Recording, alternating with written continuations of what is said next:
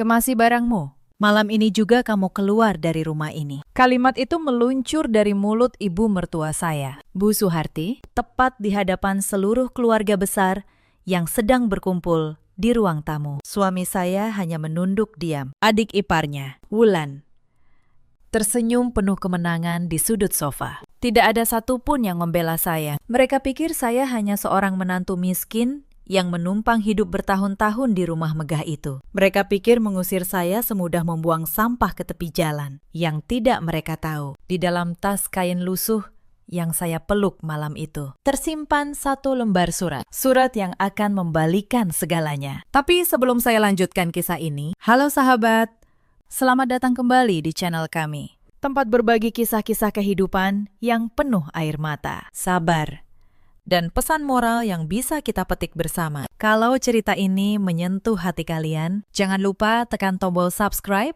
dan nyalakan loncengnya. Tuliskan juga di kolom komentar, kalian menonton dari kota mana. Sekarang, mari kita mulai. Nama saya Anindya. Orang-orang biasa memanggil saya Nindi. Usia saya 32 tahun dulu, sebelum menikah. Saya bekerja sebagai staf di sebuah kantor notaris di kawasan BSD. Pekerjaan itu saya cintai. Setiap hari saya berurusan dengan akta, sertifikat, dan surat-surat penting milik orang lain. Saya tahu betul betapa berharganya selembar kertas bermaterai. Saya tahu betul bahwa di negeri ini yang berbicara paling akhir bukan suara paling keras, melainkan hitam di atas putih. Lalu saya menikah dengan Reza, pria yang dulu saya kira akan menjadi tameng saya seumur hidup. Demi pernikahan itu, saya melepaskan pekerjaan saya kubur dalam-dalam mimpi saya. Saya pindah ke rumah keluarga besarnya di kawasan elit Pondok Indah, sebuah rumah 2 lantai yang luas dengan halaman penuh pohon mangga. Saya masih ingat hari pernikahan kami. Reza menggenggam tangan saya dan berbisik, "Nindi, percayalah, aku akan menjagamu seumur hidup. Tidak akan kubiarkan siapapun menyakitimu." Saya percaya setiap katanya. Saya menyerahkan seluruh masa depan saya ke tangannya. Saya bahkan menolak tawaran beberapa kerabat saya yang mengingatkan agar saya tetap bekerja, agar saya punya pegangan sendiri. "Untuk apa? Aku punya suami yang akan menjagaku," kata saya waktu itu dengan penuh keyakinan. Saya tidak pernah membayangkan bahwa keyakinan itulah yang kelak hampir menghancurkan saya. Atasan saya di kantor notaris dulu sempat menahan saya. "Nindi, sayang sekali kalau kamu berhenti. Karirmu sedang menanjak. Kamu salah satu staf terbaik di sini." Tapi saya menolak. Demi keluarga baru saya. Saya pikir mengabdi pada keluarga suami adalah bentuk cinta yang tertinggi. Betapa naifnya saya saat itu. Sejak hari pertama, saya tahu posisi saya di rumah itu bukan sebagai istri, bukan sebagai menantu, tapi sebagai pelayan tanpa upah. Bu Suharti, ibu mertua saya, adalah perempuan berusia 61 tahun dengan tatapan yang bisa membekukan air. Suaminya, Pak Hartono, ayah mertua saya, adalah pria yang jauh lebih lembut. Sayangnya, beliau sering sakit-sakitan. Sebagian besar urusan rumah dikendalikan penuh oleh Bu Suharti. Setiap pagi, saya bangun pukul 4:30 saat langit masih gelap, saat seisi rumah masih terlelap. Sayalah yang lebih dulu menyalakan lampu dapur. Saya memasak sarapan untuk semua orang. Nasi uduk, telur balado, ayam goreng, sambal yang harus pas pedasnya. Kalau terlalu pedas, saya dimarahi. Kalau kurang pedas, saya juga dimarahi. "Jam segini sarapan belum siap. Kamu ini kerjanya apa saja?" Hah, suara Bu Suharti seperti alarm yang tidak pernah saya minta. Padahal jarum jam baru menunjuk pukul 6 pagi. Saya menghentikan pekerjaan, mengelap tangan, lalu menghampirinya dengan kepala menunduk. "Sudah siap, Bu?" Tehnya juga baru saya seduh. "Silakan dinikmati selagi hangat," jawab saya sopan. Beliau mendengus. Matanya menyapu tubuh saya dari ujung rambut sampai ujung kaki. Penuh penghinaan. Untung saya teriak. "Kalau tidak, pasti kamu masih bermalas-malasan. Ingat, kamu di sini makan dari uang hasil kerja anak saya. Jadi, Jangan coba-coba santai. Saya menelan sesak di dada. Saya sudah kebal dengan kalimat-kalimat seperti itu. Yang membuat saya bertahan hanya satu. Gilang. Putra saya yang baru berusia 6 tahun. Setiap suapan nasi yang saya makan di rumah itu terasa pahit. Bu Suharti punya kebiasaan menghitung-hitung makanan yang saya makan. Kamu makan banyak sekali. Padahal cuma di rumah saja. Tidak kerja apa-apa, katanya. Padahal saya bekerja dari subuh hingga larut malam tanpa henti. Saya sering makan terakhir dari sisa lauk yang tidak disentuh orang lain, sambil berdiri di dapur. Pagi itu juga, terdengar suara langkah kaki kecil dari arah kamar. Gilang muncul dengan piyama bergambar mobil yang warnanya sudah pudar karena terlalu sering dicuci. Ia mengucek matanya, mencari saya. Begitu melihat saya, ia berlari dan memeluk kaki saya erat. Bunda, Gilang lapar, bisiknya.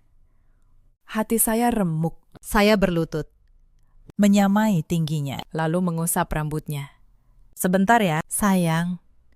Bunda, buatkan susu dulu. Tapi ketika saya membuka lemari dapur, kaleng susu Gilang sudah kosong. Saya tahu betul, minggu lalu masih ada setengah kaleng. Saya menoleh dan melihat Wulan, adik ipar saya, sedang menyeruput kopi sambil memainkan ponselnya di meja makan. Wulan berusia 29 tahun. Ia anak bungsu, anak emas keluarga ini. Belum menikah, tidak bekerja, dan menghabiskan hari-harinya berbelanja dan berkumpul dengan teman-temannya. Susu mahal yang seharusnya untuk Gilang sering ia ambil untuk membuat kopi susu kesukaannya. Mbak Wulan, susu Gilang yang di lemari kemana ya? Tanya saya hati-hati. Wulan mengangkat wajahnya, bibirnya menyungging sinis. Oh, itu. Aku pakai buat kopi. Memangnya kenapa? Itu kan susu dibeli pakai uang ibu. Anakmu saja yang kebanyakan maunya. Saya terdiam. Saya tidak punya tenaga untuk bertengkar pagi-pagi. Akhirnya, dari sisa uang belanja yang diberikan Bu Suharti dengan nominal sangat minim, saya menyisihkan sedikit untuk membeli susu termurah di warung sebelah. Itu pun harus saya lakukan diam-diam. Penghinaan demi penghinaan datang silih berganti, dan masing-masing meninggalkan luka baru. Suatu siang, Bu Suharti kehilangan sepasang anting emasnya. Bukan dicuri, melainkan hanya terselip di laci meja riasnya sendiri. Tapi sebelum mencari dengan benar, ia langsung menuduh saya. Nindi, anting saya hilang. Pasti kamu yang ambil. Mengaku saja sekarang juga, teriaknya sambil menggebrak meja. Saya terkejut bukan main. Demi Tuhan, Bu, saya tidak pernah menyentuh barang ibu. Mari kita cari sama-sama. Cari apa? Sudah jelas kamu yang ambil. Memang, dasar orang susah. Lihat barang bagus, langsung tangannya gatal, sahut Wulan menimpali, tanpa bukti apapun. Mereka menggeledah kamar saya. Mereka membongkar lemari saya, membalik kasur. Bahkan memeriksa tas Gilang yang masih kecil. Saya berdiri di pojok, menahan malu dan amarah. Sementara Gilang menangis ketakutan melihat neneknya mengobrak-abrik barang ibunya. Setengah jam kemudian, pembantu paruh waktu yang datang seminggu sekali menemukan anting itu. Terselip di balik kotak bedak, di meja rias Bu Suharti sendiri. Tidak ada permintaan maaf. Tidak ada sepatah kata penyesalan. Bu Suharti hanya berdecak. Ya sudah, ketemu. Untung tidak hilang. Saya membereskan kamar saya yang berantakan sambil menelan air mata. Gilang memeluk saya dari belakang. Bunda tidak mengambil apa-apa kan? Tanyanya polos. Pertanyaan anak 6 tahun itu lebih menyakitkan daripada seluruh tuduhan tadi. Beberapa minggu kemudian, Gilang demam tinggi di tengah malam. Tubuhnya panas seperti bara. Saya panik. Reza sedang dinas luar kota. Saya mengetuk kamar Bu Suharti, memohon dipinjami uang untuk membawa Gilang ke klinik malam. Bu Suharti membuka pintu dengan wajah masam. Cuma demam saja kok ribut. Dulu anak-anak saya demam, ya saya kasih air kelapa, sembuh sendiri. Tidak usah manja. Lagi pula, uang dari mana saya kasih malam-malam begini? Pintu ditutup di depan wajah saya. Saya menggendong Gilang yang menggigil. Berjalan kaki di tengah malam, menuju klinik terdekat dengan sisa uang receh dari celengan Gilang. Di ruang tunggu klinik yang sepi, saya memeluk anak saya erat-erat dan bersumpah dalam hati, suatu hari saya akan membawa Gilang keluar dari rumah ini. Di klinik itu, perawat yang melihat kami berdua memandang saya dengan iba. "Ibu sendirian saja? Suaminya mana?" tanyanya. Saya hanya bisa tersenyum getir. Bagaimana saya menjelaskan bahwa saya punya suami, punya rumah mewah, tapi tetap merasa sebatang kara di dunia ini. Malam itu, sambil menunggu Gilang diperiksa, air mata saya mengalir tanpa suara. Bukan karena lelah berjalan, tapi karena untuk pertama kalinya, saya benar-benar menyadari saya sendirian. Saya tidak tahu bahwa hari itu akan datang dengan cara yang sama sekali tidak saya bayangkan. Selama bertahun-tahun, hidup saya berputar seperti itu. Memasak, mencuci, mengepel, menyetrika, merawat Gilang, dan menahan hinaan. Reza, suami saya, berangkat kerja sebelum matahari terbit dan pulang larut malam. Setiap kali saya mengadu, jawabannya selalu sama. "Sabar ya, Nindi, ibu itu sudah tua. Lagi pula, ibu tidak mungkin sejahat yang kamu bilang. Bahkan, urusan uang pun, saya tidak pernah punya kendali." Reza menyerahkan seluruh gajinya kepada Bu Suharti atas permintaan mutlak ibunya yang selalu haus akan kuasa atas keuangan keluarga. Sementara untuk memenuhi kebutuhan susu dan keperluan Gilang, saya harus memutar otak dari sisa uang belanja yang nominalnya sangat minim. Pernah saya memberanikan diri meminta uang lebih untuk membeli sepatu sekolah Gilang yang sudah robek. Bu Suharti malah menyemprot saya, "Beli sepatu. Memangnya uang tumbuh di pohon? Anakmu pakai sepatu bekas saja cukup, jangan banyak gaya." Padahal di hari yang sama, ia membelikan Wulan tas bermerek seharga belasan juta tanpa berpikir dua kali. Ibu tidak mungkin bohong. Kalimat itu seperti tembok yang tidak bisa saya tembus. Di mata Reza, ibunya selalu benar, dan saya selalu salah. Saya juga semakin terisolasi. Bu Suharti melarang saya berbicara dengan tetangga. Katanya, menantu yang baik tidak boleh banyak keluar rumah dan menggosip. Padahal, ia hanya takut saya menceritakan keadaan saya yang sebenarnya kepada orang luar. Saya tidak punya teman, tidak punya tempat mengadu. Ponsel saya pun sering diperiksa Wulan dengan alasan iseng. Pernah suatu kali, seorang tetangga bernama Bu Sari menyapa saya di pagar saat saya menyapu halaman. Bu Sari, perempuan baik hati yang tinggal di seberang jalan. "Bu Nindi, sehat? Kok jarang kelihatan keluar?" tanyanya ramah. Belum sempat saya menjawab. Bu Suharti sudah muncul dari dalam dan menarik lengan saya kasar. "Nindi, banyak kerjaan di dalam, jangan buang-buang waktu mengobrol." Lalu, kepada Bu Sari, ia tersenyum palsu. "Maaf ya, menantu saya memang banyak yang harus dikerjakan." Bu Sari hanya bisa menatap saya dengan iba sebelum saya diseret masuk. Tapi, tatapan itu, entah kenapa, memberi saya sedikit kekuatan. Setidaknya ada satu orang di luar sana yang melihat saya sebagai manusia. Puncak penghinaan terjadi pada hari ulang tahun Bu Suharti. Seluruh kerabat datang. Saya memasak seharian penuh. Tapi karena saya kelelahan, kue tart yang saya pesan terlambat datang sedikit. Bu Suharti murka di depan semua tamu. "Beginikah caramu menghormati saya? Satu hal kecil saja kamu tidak becus. Cepat, minta maaf. Berlutut di depan saya sekarang juga, di hadapan semua keluarga. Supaya kamu tahu di mana tempatmu." Ruangan hening. Semua mata menatap saya. Saya melihat ke arah Reza, memohon dengan tatapan agar ia menghentikan ini. Tapi Reza, seperti biasa, hanya menunduk. Demi tidak memperpanjang keributan, demi Gilang yang sedang menatap saya dengan bingung, saya berlutut. Saya menundukkan kepala saya di lantai, di hadapan perempuan yang tidak pernah menganggap saya manusia. Air mata saya jatuh membasahi ubin. "Maafkan saya, Bu," kata saya lirih.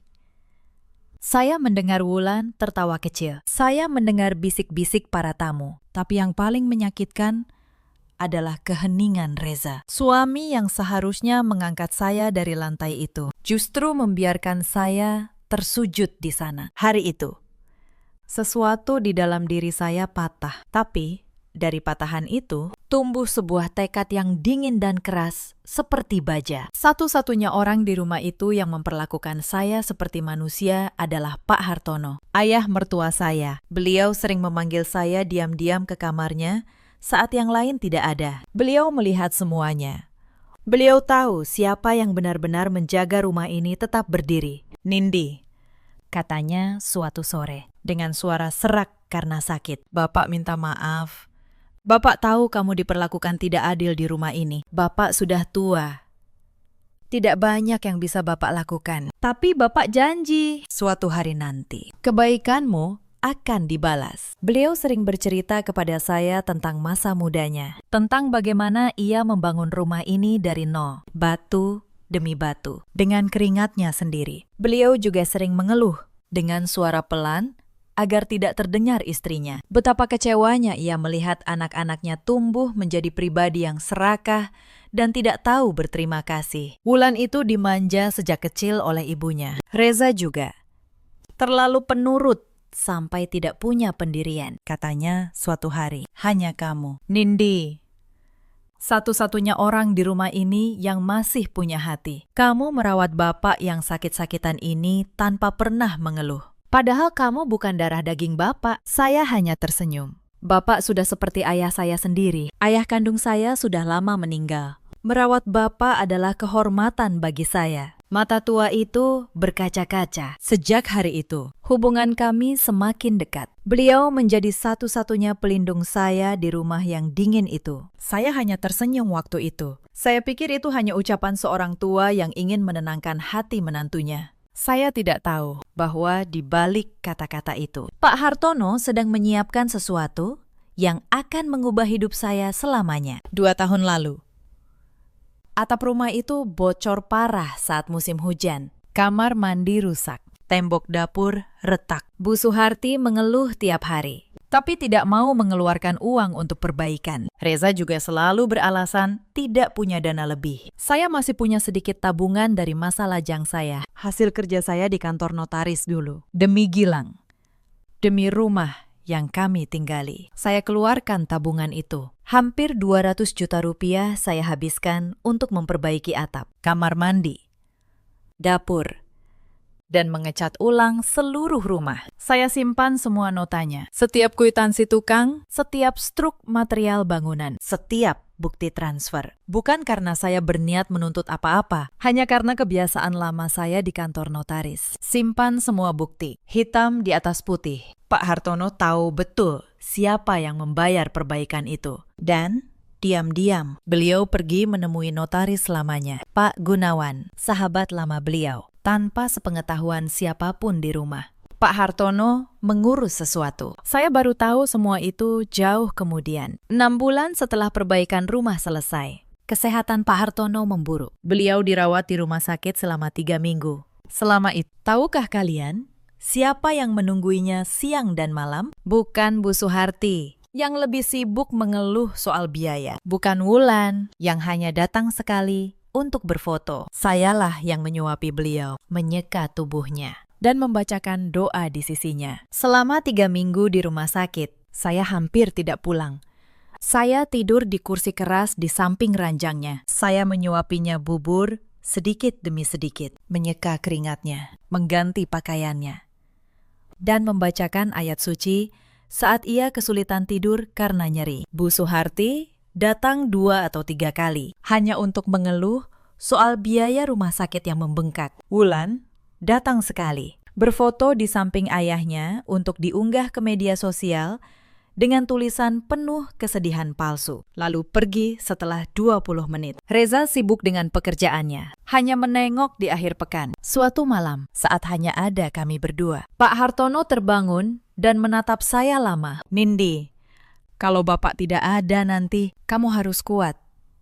Mereka akan menunjukkan wajah asli mereka. Tapi ingat pesan Bapak, apapun yang terjadi, jangan menyerah. Bapak sudah menyiapkan sesuatu untukmu dan Gilang," Kamu akan tahu pada waktunya. Saat itu, saya tidak mengerti maksudnya. Saya hanya mengira beliau mengigau karena demam. Saya menggenggam tangannya dan berkata, "Bapak jangan bicara begitu. Bapak pasti sembuh." Beliau hanya tersenyum lemah, lalu kembali terlelap. Di malam terakhirnya, Pak Hartono menggenggam tangan saya. matanya basah. Nindi, Jaga Gilang. dan jangan pernah merasa kamu tidak berharga. Kamu lebih berhak atas rumah ini daripada siapapun. Saya menangis. Saya kira itu hanya kata-kata perpisahan. Beberapa jam kemudian, Pak Hartono pergi untuk selamanya. Kepergian beliau seperti membuka gerbang neraka di rumah itu. Selama Pak Hartono masih hidup, setidaknya ada yang menahan kekejaman Bu Suharti. Kini, tidak ada lagi. Bahkan, saat masa berkabung belum usai, Bu Suharti sudah menunjukkan sifat aslinya. ia memindahkan saya dan Gilang dari kamar yang layak ke kamar kecil di belakang dekat dapur. Kamar yang dulunya gudang. Alasannya, kamar utama akan ia gunakan sendiri. Kasur Gilang yang nyaman, ia singkirkan. Diganti kasur tipis di lantai. Toh kamu cuma menantu. Tidak pantas tidur di kamar bagus. Katanya enteng. Saya memindahkan barang-barang kami ke kamar sempit itu dengan tangan sendiri, sambil menahan tangis. Gilang bertanya, kenapa kami pindah? Saya hanya bisa menjawab bahwa kamar baru ini lebih dekat dengan dapur, supaya Bunda bisa cepat membuatkan susu untuknya. Anak kecil itu mengangguk percaya, dan hati saya kembali remuk. Sejak hari itu, beban pekerjaan saya bertambah 2 kali lipat, tanpa Pak Hartono yang membela. Tidak ada lagi rem bagi kekejaman mereka. Sebulan setelah pemakaman, Wulan mulai sering pulang membawa pria-pria berpakaian rapi. Awalnya, saya tidak mengerti. Belakangan, saya tahu mereka adalah agen properti. Suatu malam, saya tidak sengaja mendengar percakapan di ruang keluarga. Pintu sedikit terbuka. Saya berdiri di lorong, membeku. Bu, rumah ini kalau dijual bisa tembus belasan miliar, kata Wulan. Lokasinya emas. Kita jual saja, hasilnya kita bagi. Wulan butuh modal usaha. Mas Reza juga butuh. Lalu menantu saya itu bagaimana? Suara Bu Suharti datar. Ya diusir saja. Bu, memang siapa dia? Dia cuma menantu. Tidak punya hak apa-apa atas rumah ini. Kalau perlu, kita paksa dia tanda tangan surat pernyataan kalau dia rela pergi dan tidak menuntut sepeser pun. Lalu terdengar tawa kecil Bu Suharti. Tawa yang lebih dingin dari malam itu sendiri. Pintar kamu, Wulan. Besok kita atur, kumpulkan keluarga besar, biar semua jadi saksi kalau menantu itu pergi dengan sukarela. Beberapa hari kemudian, kekejaman itu menjadi semakin terang-terangan. Wulan membawa 2 orang agen properti masuk ke rumah di siang bolong. Saat saya sedang mengepel lantai ruang tamu, mereka berkeliling, mengukur ruangan, memotret setiap sudut, dan berbicara seolah saya tidak ada di sana. Rumah ini bagus sekali. Marmernya masih bagus, atapnya baru. Renovasinya rapi, kata salah satu agen. Ini bisa laku belasan miliar. Bu, iya. Kebetulan baru direnovasi. Sahut Wulan bangga. Seakan dialah yang membayar perbaikan itu. Padahal sayalah yang menguras tabungan untuk semua itu. Saya berdiri kaku dengan kain pel di tangan. Salah satu agen bahkan menatap saya sebelah mata dan bertanya pada Wulan. Ini pembantunya, Bu. Wulan tertawa. Iya, semamat itu.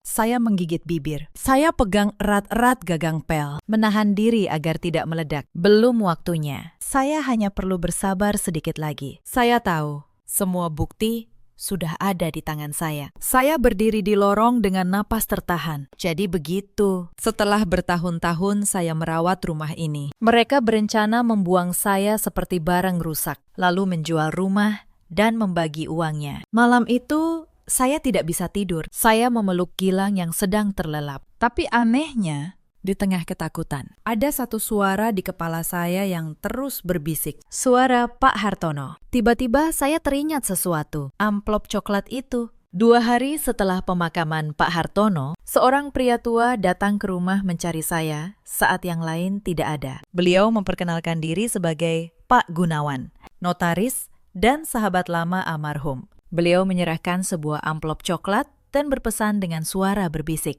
Ini titipan dari almarhum Bapak Hartono. Beliau berpesan, simpan baik-baik. Buka hanya jika suatu hari keluarganya mencoba mengusirmu dari rumah ini. Sampai saat itu, rahasiakan dari siapapun. Ini amanat terakhir beliau selama berbulan-bulan. Amplop itu tersimpan di dasar tas saya. Saya tidak pernah berani membukanya. Saya pikir mungkin isinya hanya surat perpisahan Atau sedikit uang tabungan. Saya tidak ingin berharap terlalu banyak. Tapi malam itu, setelah mendengar rencana mereka mengusir dan menjual rumah, tangan saya bergerak sendiri membuka tas. Saya keluarkan amplop itu. Saya robek perlahan. Dan saat saya membaca isinya, di bawah cahaya remang lampu kamar, seluruh tubuh saya gemetar. Di dalamnya, ada salinan sertifikat hak milik rumah ini. Dan sebuah akta hibah dengan satu nama tertera sebagai pemilik sah. Nama saya, Anindya.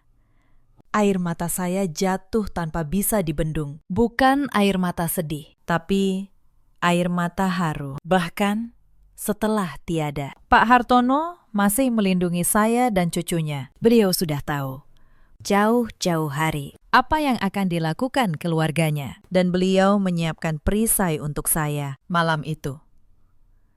Saya tidak lagi takut. Saya tahu persis apa yang harus saya lakukan keesokan harinya. Saya hanya perlu menunggu mereka menunjukkan wajah asli mereka di hadapan saksi. Dan mereka, tanpa sadar, akan melakukannya tepat seperti yang saya harapkan. Kamu lebih berhak atas rumah ini daripada siapapun. Apa maksud beliau? Pertanyaan itu menghantui saya sepanjang malam. Keesokan paginya, neraka itu benar-benar dimulai. Hari itu, keluarga besar dari pihak Bu Suharti datang berbondong-bondong. Kakak-kakaknya, sepupu-sepupunya, semuanya.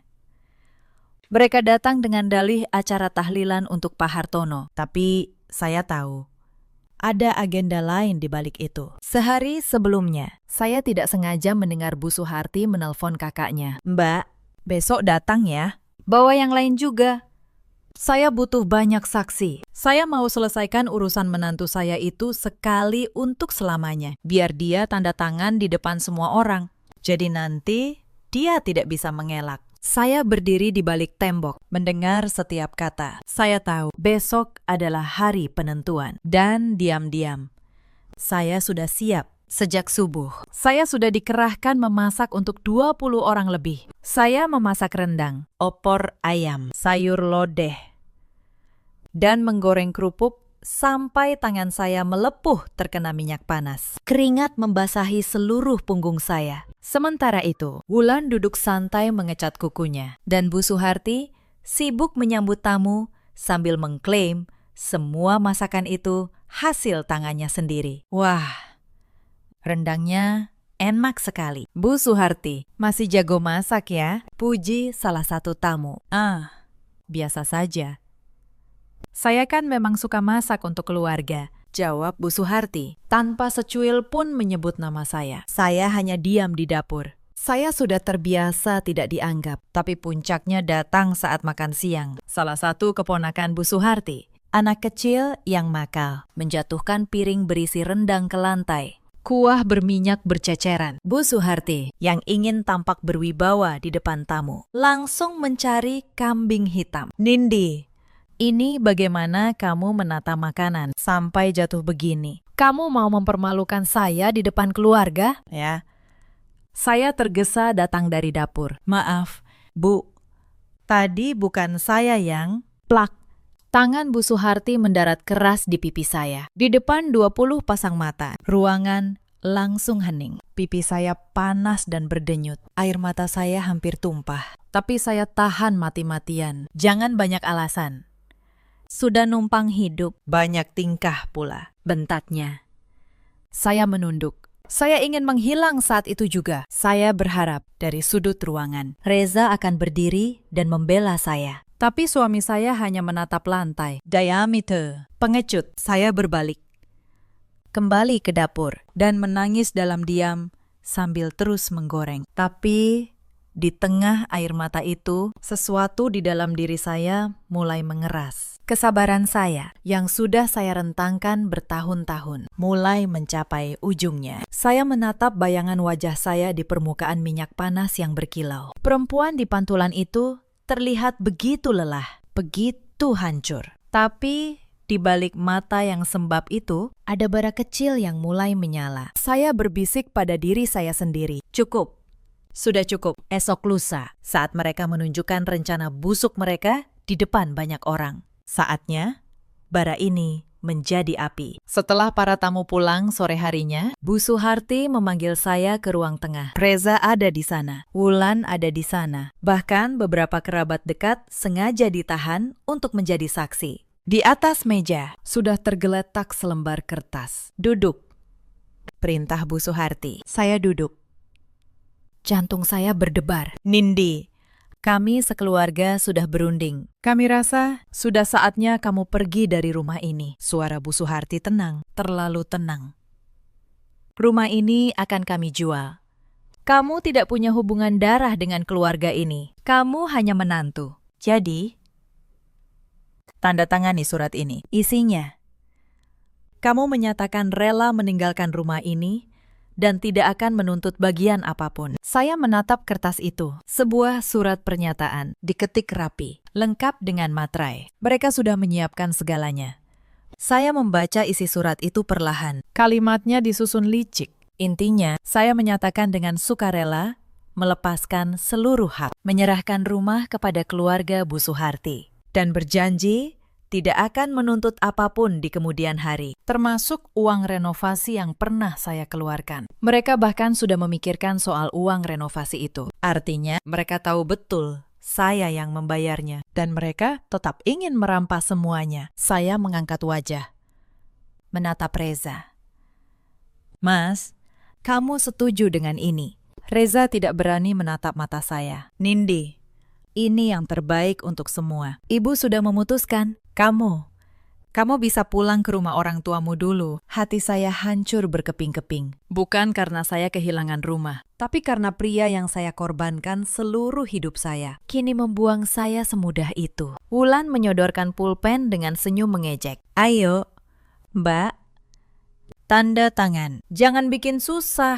Bagaimanapun, Mbak ini tidak punya hak apa-apa di rumah ini. Saya menatap pulpen itu. Lalu saya menatap surat itu. Lalu, perlahan, sesuatu yang aneh terjadi di dalam diri saya. Ketakutan saya menguap, digantikan oleh ketenangan yang dingin. Saya teringat profesi lama saya. Saya teringat ribuan akta yang pernah saya tangani. Saya teringat bisikan Pak Hartono. Kamu lebih berhak atas rumah ini daripada siapapun. Dan saya teringat amplop coklat yang sudah saya buka tadi malam. Perisai terakhir yang ditinggalkan Pak Hartono. Saatnya sudah tiba. Saya menatap Bu Suharti. Untuk pertama kalinya dalam bertahun-tahun, saya tidak menunduk. Bu, kata saya pelan.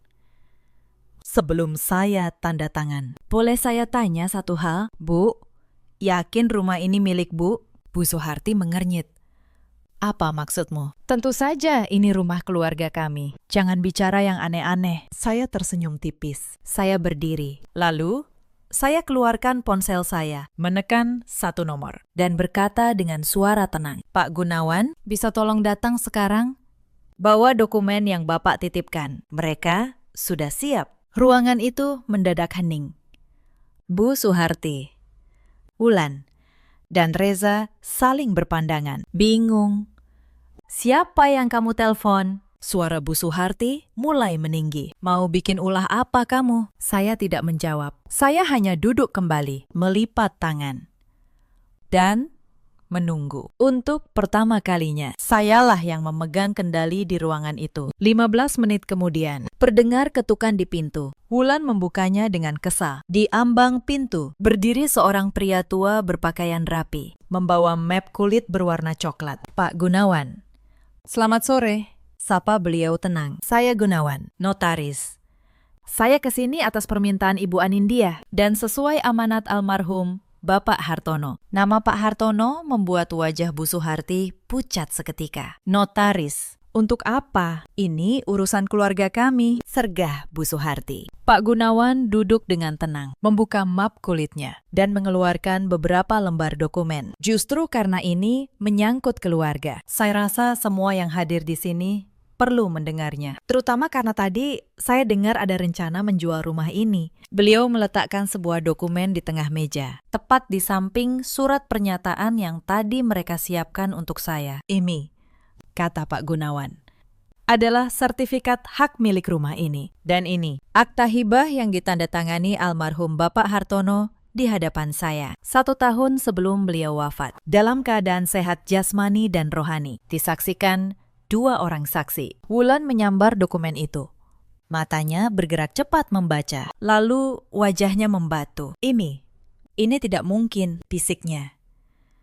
Apa isinya? Bu Suharti merebut kertas itu dari tangan Wulan. Saya melihat tangan ibu mertua saya gemetar saat membaca. Saya melihat wajahnya yang tadinya angkuh, perlahan kehilangan seluruh warnanya. Di atas sertifikat itu tertera satu nama. Bukan nama Bu Suharti, bukan nama Reza, bukan nama Wulan.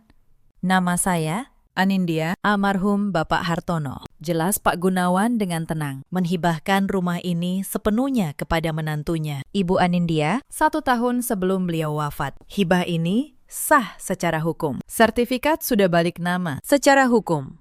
Sejak 1 tahun lalu, pemilik tunggal rumah ini adalah Ibu Anindya, bukan siapapun yang lain. Ruangan itu meledak dalam keheningan yang mencekam. Tidak ada yang bisa berkata-kata. Reza menatap saya dengan mulut ternganga. Wulan terduduk lemas di sofa. Dan Bu Suharti. Bu Suharti berdiri mematung, dengan sertifikat di tangannya yang gemetar hebat. Para kerabat yang tadi sengaja dikumpulkan untuk menjadi saksi pengusiran saya, kini menjadi saksi atas keruntuhan Bu Suharti sendiri. Mereka saling berbisik. Salah satu bibi yang tadi ikut mencibir saya, kini menundukkan kepala, malu. Yang lain menatap saya dengan pandangan yang berbeda. Pandangan hormat yang belum pernah saya terima di rumah itu. Ironis, mereka datang untuk menyaksikan saya dipermalukan. Tapi yang mereka saksikan justru kebenaran yang selama ini ditutup-tutupi. Tidak mungkin. Suaranya nyaris tak terdengar. Suamiku tidak mungkin melakukan ini. Pasti ini palsu. Ini pasti kamu yang mengatur. Dasar menantu licik. Silahkan. Bu, kata saya, tenang. Bawa ke pengadilan kalau ibu mau. Semua sah. Ada saksi, ada akta notaris, ada bukti.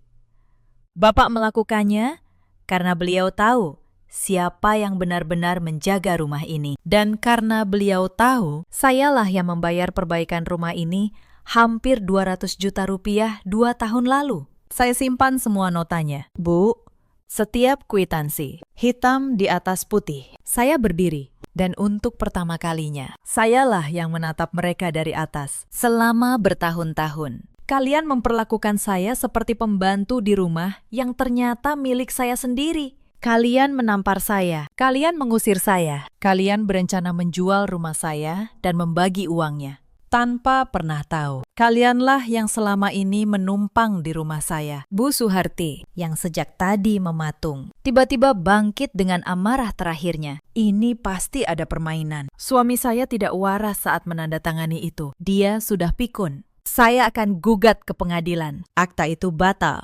Pak Gunawan, yang belum benar-benar pergi, menoleh tenang dari ambang pintu. Silahkan, Bu. Tapi sebelum itu, perlu Ibu tahu.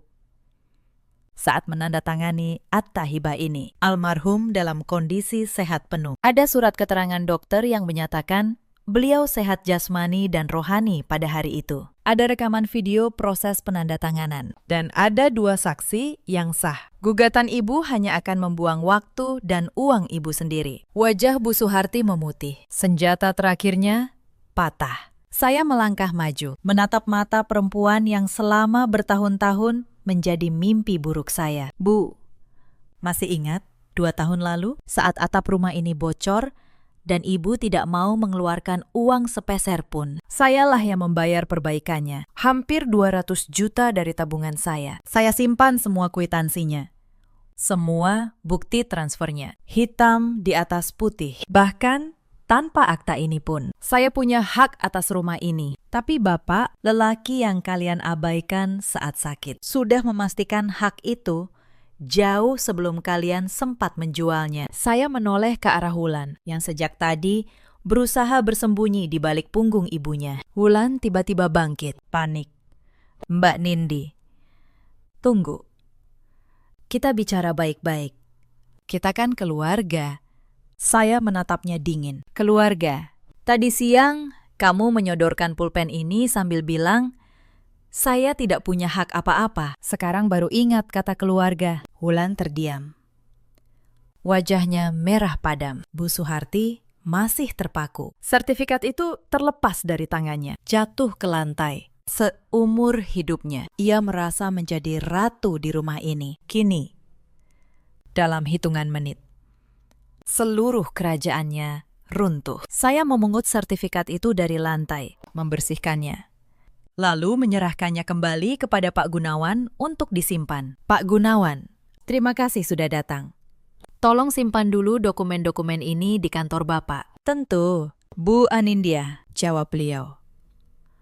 Lalu pamit dengan sopan. Setelah pintu tertutup, saya berbalik menghadap keluarga yang selama ini menyiksa saya. Saya tidak akan langsung mengusir kalian malam ini, seperti yang tadi kalian rencanakan untuk saya, kata saya. Saya bukan kalian. Saya beri waktu 1 bulan. Setelah itu, kalian harus mencari tempat tinggal sendiri. Rumah ini akan menjadi rumah saya dan Gilang. Nindi. Reza akhirnya bersuara, melangkah mendekat. Nindi, maafkan aku. Aku kilaf. Aku suamimu. Ini rumah kita. Kita bicarakan baik-baik, ya. Saya menatap pria yang dulu saya cintai itu. Pria yang tadi siang melihat ibunya menampar saya. Dan memilih diam. Mas Reza, kata saya pelan. Tadi siang, saat ibumu menampar saya di depan 20 orang, di mana kamu? Saat mereka menyodorkan surat pengusiran untukku, di pihak siapa kamu berdiri? Aku menunggu kamu membelaku selama bertahun-tahun. Mas, tapi kamu tidak pernah datang. Reza tertunduk. Tidak ada kata yang bisa ia ucapkan. Saya menarik napas panjang. Aku tidak membencimu. Mas, aku hanya kasihan padamu. Kamu memilih ibumu yang salah dan kehilangan istri serta anak yang benar-benar mencintaimu. Itu hukuman yang kamu buat sendiri. Malam itu, saya membawa Gilang tidur di kamar dengan hati yang untuk pertama kalinya dalam bertahun-tahun terasa ringan. Bukan karena saya menang, tapi karena saya akhirnya bebas. Sebulan kemudian, Bu Suharti, Wulan, dan Reza benar-benar harus meninggalkan rumah itu. Tidak ada lagi rumah mewah yang bisa mereka jual. Tidak ada lagi uang miliaran yang mereka bayangkan. Wulan, yang seumur hidup hanya bisa menengadahkan tangan, kini harus menghadapi kenyataan pahit. Tabungannya menipis. Teman-teman yang dulu mengelilinginya saat ia royal, satu persatu menghilang. Ia akhirnya terpaksa bekerja sebagai pramuniaga di sebuah toko. Pekerjaan yang dulu sangat ia rendahkan. Saya pernah tidak sengaja melihatnya di sebuah pusat perbelanjaan. Berdiri lelah melayani pembeli yang kadang memarahinya. Untuk sesaat mata kami bertemu. Ia langsung menunduk, malu. Saya tidak merasa puas. Saya hanya merasa inilah cara hidup mengajarkan pelajaran yang tidak pernah mau ia dengar dari siapapun. Sebelum benar-benar pergi, ada satu momen yang tidak akan pernah saya lupakan. Di hari terakhir, saat mereka mengangkut barang, Bu Suharti berdiri di depan pintu dan menatap saya. Untuk pertama kalinya, tidak ada keangkuhan di matanya. Hanya kekosongan. Kenapa kamu tidak mengusir kami malam itu juga, seperti yang kami rencanakan untukmu? Tanyanya lirih. Saya menatapnya. Karena saya bukan kalian, Bu. Saya tidak ingin menjadi orang yang kejam, bahkan kepada orang yang kejam pada saya. Itulah perbedaan kita. Beliau tidak menjawab, ia hanya menunduk. Lalu berjalan keluar dengan langkah yang jauh lebih tua dari usianya. Bu Suharti pindah ke sebuah rumah kontrakan sederhana bersama Reza. Untuk perempuan yang seumur hidup membanggakan status dan kemewahan. Hidup di rumah petak kecil adalah hukuman yang lebih menyakitkan daripada kata-kata apapun. Tetangga-tetangga yang dulu ia pandang rendah, kini ia butuhkan. Dan ironisnya, mereka memperlakukannya jauh lebih baik daripada ia memperlakukan saya dulu. Reza, beberapa bulan kemudian, ia mengajukan permohonan untuk kembali. Ia datang ke rumah, berdiri di depan pagar, dengan wajah penuh penyesalan. Nindi, beri aku satu kesempatan lagi. Aku akan berubah. Aku janji. Saya menatapnya dari balik pagar. Di belakang saya, Gilang sedang bermain di halaman. Tertawa riang dengan wajah yang kini cerah, jauh dari anak pendiam yang ketakutan dulu. Mas, kata saya, tenang, aku sudah memaafkanmu. Tapi memaafkan dan kembali adalah dua hal yang berbeda. Aku sudah belajar satu hal. Cinta yang tidak pernah membela kita di saat tergelap bukanlah cinta yang layak diperjuangkan. Saya menutup pagar dengan pelan. Lalu, saya berbalik, menghampiri Gilang, dan menggendongnya. Sejak saat itu, rumah yang dulu menjadi penjara saya berubah menjadi tempat paling damai di dunia. Bu Sari, tetangga yang dulu hanya bisa menatap saya dengan iba, kini menjadi sahabat dekat saya. Ia sering datang membawa kue, dan kami mengobrol panjang di teras, seperti dua perempuan yang sudah lama saling mengenal. Untuk pertama kalinya dalam bertahun-tahun, saya punya seseorang untuk berbagi tawa. Gilang pun berubah. Anak yang dulu pendiam dan penakut, kini tumbuh menjadi anak yang ceria dan percaya diri. Nilai-nilainya di sekolah membaik. Ia mulai berani bermimpi. Suatu hari ia berkata ingin menjadi pengacara, supaya bisa membela orang-orang yang diperlakukan tidak adil, seperti bundanya dulu. Mendengar itu, saya hanya bisa memeluknya sambil menahan air mata haru. Saya membuka kembali usaha kecil-kecilan, jasa pengurusan dokumen dan legalisasi, memanfaatkan keahlian lama saya. Penghasilan saya cukup, lebih dari cukup. Dan untuk pertama kalinya, saya menafkahi diri saya dan anak saya dengan tangan saya sendiri, tanpa harus menunduk kepada siapapun. Usaha itu berkembang perlahan, tapi pasti. Dari satu klien menjadi 10, lalu menjadi puluhan. Orang-orang percaya pada saya karena saya teliti dan jujur. Keahlian yang dulu saya kubur demi pernikahan, kini bangkit kembali dan menyelamatkan hidup saya. Saya bahkan menyewa 2 orang karyawan untuk membantu. Perempuan yang dulu disebut pembantu, kini menjadi seorang pemilik usaha. Setiap sore, saya dan Gilang duduk di teras, menikmati teh hangat dan pisang goreng. Tidak ada lagi bentakan, tidak ada lagi hinaan, tidak ada lagi rasa takut. Kadang, di malam hari, saat Gilang sudah tidur, saya duduk sendiri memandang rumah ini. Rumah yang sama, dinding yang sama, lantai yang sama. Tapi rasanya begitu berbeda. Dulu setiap sudutnya menyimpan ketakutan. Kini setiap sudutnya menyimpan kedamaian. Saya sadar, bukan rumah yang berubah, sayalah yang berubah. Dari perempuan yang menunduk, menjadi perempuan yang berdiri tegak. Suatu hari, saya membawa Gilang berziarah ke makam Pak Hartono. Saya meletakkan bunga, lalu duduk lama di sisinya. Terima kasih, Pakistan, bisik saya. Bapak satu-satunya yang melihat saya sebagai manusia. Bapak menyelamatkan saya dan cucu Bapak. Saya akan menjaga Gilang sampai ia tumbuh menjadi orang baik. Saya janji. Angin sore berhembus pelan. Saya seperti merasakan senyum Pak Hartono dari kejauhan. Di sebelah saya, Gilang meletakkan setangkai bunga di atas pusara kakeknya, lalu berbisik pelan. Terima kasih, kakek. Saya menggenggam tangan kecilnya, dan kami pulang dengan hati yang penuh. Cerita ini mengajarkan kita banyak hal. Jangan pernah menilai seseorang dari posisinya hari ini. Orang yang hari ini kalian injak bisa jadi adalah orang yang esok memegang kunci atas hidup kalian. Dan jangan pernah merasa bahwa kekuasaan dan harta membuat kalian berhak merendahkan orang lain. Di luar sana, ada banyak perempuan seperti saya dulu. Perempuan yang menelan air mata setiap hari, yang mengorbankan mimpinya demi keluarga, yang diperlakukan seperti pembantu di rumah, yang ia rawat dengan tangannya sendiri. Untuk kalian semua, saya ingin berkata, kesabaran bukan berarti kelemahan. Diam bukan berarti kalah. Kadang, orang yang paling sabar adalah orang yang paling kuat karena ia memilih untuk tidak hancur oleh kebencian. Ada juga banyak suami seperti Reza di luar sana. Suami yang memilih diam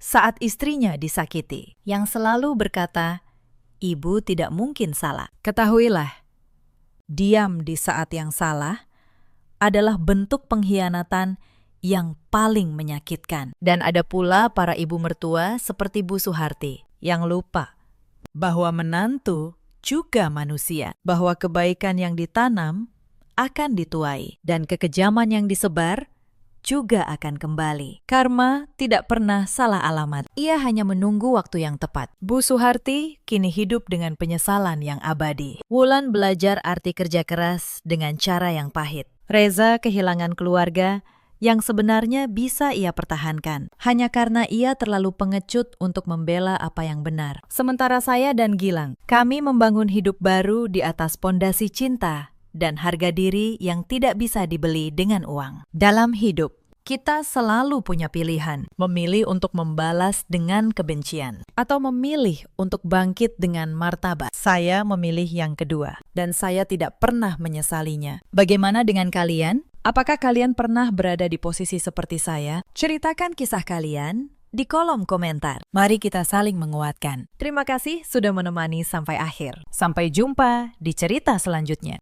Makan kue ini. Dasar istri mandul.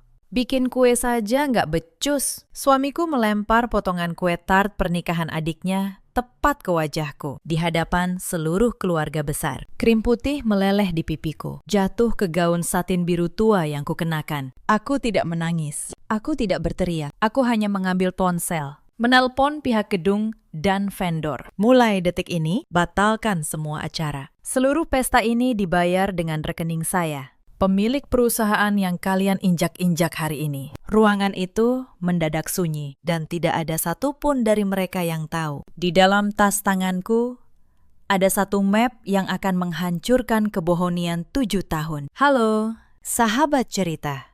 Selamat datang kembali di kanal ini. Sebelum kita mulai, tekan tombol like dan subscribe. Lalu tulis di kolom komentar kalian menonton dari kota mana. Dukungan kalian membuat kanal ini terus hidup. Sekarang, mari kita mulai.